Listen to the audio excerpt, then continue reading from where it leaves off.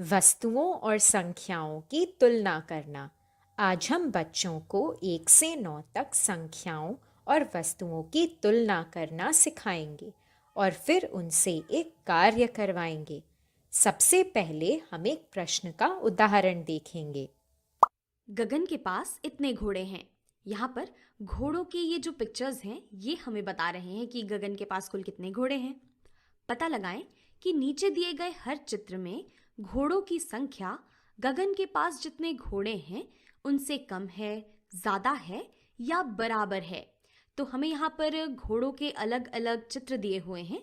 हमें पता लगाना है कि गगन के पास कुल जितने घोड़े हैं वो इन घोड़ों से कम है, ज्यादा है या बराबर है। तो इसके लिए पहले तो ये देख लेते हैं कि गगन के पास कितने घोड़े हैं। तो गगन के पास है 1, 2, 3, 4, 5, 6 घोड़े। तो गगन के पास कुल हैं 6 घोड़े। अब बारी बारी से चलिए हर एक चित्र को यहाँ पे देख लेते हैं। तो अगर हम इस नारंगी फ्रेम वाले पिक्चर को देखें तो इसमें हमारे पास हैं 1, 2, 3, 4, 5, 6 घोड़े। तो यहाँ पर हमारे पास ठीक 6 घोड़े हैं और गगन के पास भी 6 घोड़े हैं।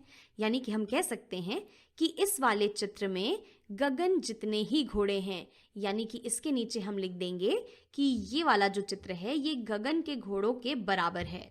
फिर अगर हम इसकी बात करें तो यहाँ पर हमारे पास हैं 1, 2, 3, 4 घोड़े। तो 4 घोड़े ये तो 6 से कम है। तो हम कह सकते हैं कि इस वाले चित्र में गगन की घोड़ों की तुलना में कम घोड़े हैं। फिर अगर हम यहाँ पर देखें, अब हमारे पास है 1, 2, 3, 4 और यहाँ पर भी 1, 2, 3, 4 घोड़े हैं। तो 4 और 4 कुल मिलाकर 8 घोड़े हैं हमारे इस चित्र में। तो 8 ये तो 6 से ज्यादा होता है। तो हम कह सकते हैं कि इस वाले चित्र में गगन के घोड़ों की तुलना में ज्यादा घोड़े हैं। फिर अगर हम यहाँ पर देखें तो यहाँ हमारे पास हैं 1, 2, 3, 4, 5 घोड़े और 5 ये तो 6 से कम होता है।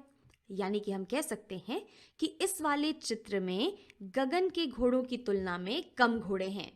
और अगर हम अपने इस आखिरी वाले चित्र को देखें तो यहाँ ऊपर में हमारे पास हैं 1, 2, 3, 4, 5 घोड़े और नीचे में हमारे पास 1, 2, 3, 4, 5 घोड़े हैं। यानी कि कुल मिलाकर हमारे पास हैं 10 घोड़े। 1, 2, 3, 4, 5, 6, 7, 8, 9, 10 और 10 ये तो 6 से ज्यादा होता है। तो हम कह सकते हैं कि इस वाले चित्र में गगन के घोड़ों की तुलना में ज्यादा घोड़े हैं। बच्चों की कॉपी में आज की तारीख और यहाँ पर दी गई संख्या और वस्तुओं के चित्र को उतारिए। जिस तरह उदाहरण में मैंने वस्तु की संख्या से ज़्यादा, कम और बराबर संख्याओं को पहचाना, उसी प्रकार बच्चों को प्रत्येक प्रश्न में संख्याओं की तुलना करके ज़्यादा, कम और बराबर का चिन्ह लगाने के लिए कहिए। जैसे मैंने पहले प्रश्न में वस्तुओं की संख्या गिनकर 11 की ओर ज्यादा का चिन्ह लगाया है। कार्य को पूरा करने के बाद बच्चों की कॉपी की तस्वीर लेकर हमें व्हाट्सएप ग्रुप पर भेज दीजिए।